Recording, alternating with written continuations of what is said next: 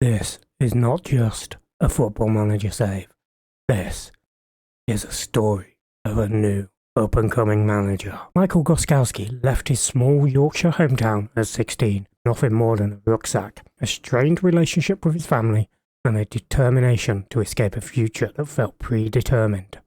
After a turbulent childhood marked by financial instability and constant tension at home, he walked out one evening and never came back. No note, no explanation, no forwarding address, just absence. For the next 16 years, Michael lived a life that never stayed in one place for long. He drifted through the fringes of Europe, working whatever jobs he could find: kitchens, construction sites, seasonal labour, factory shifts, night shift security.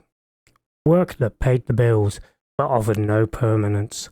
He learned to live quietly, anonymously, blending into every city he passed through. He never played organised football, never connected to the sport beyond the odd match watched in a crowded bar, but he developed a habit, observing people, routines, systems. Whether it was a chaotic restaurant or a poorly run warehouse, he instinctively analysed how things worked and how they could work better. Colleagues noticed he had a knack for leadership despite never seeking it. In 2021, while working on a long contract in Poland, Michael met a group of expats who spent every Sunday running an amateur football team. They persuaded him to help out, not as a coach, but simply as someone to organise things.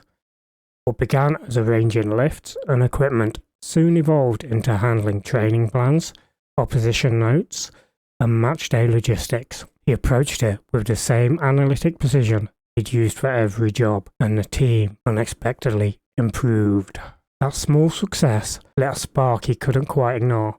For the first time, he saw a structure, a world where planning, discipline, problem solving, and man management mattered more than credentials. He realised he wanted something he had never allowed himself to pursue: a purpose.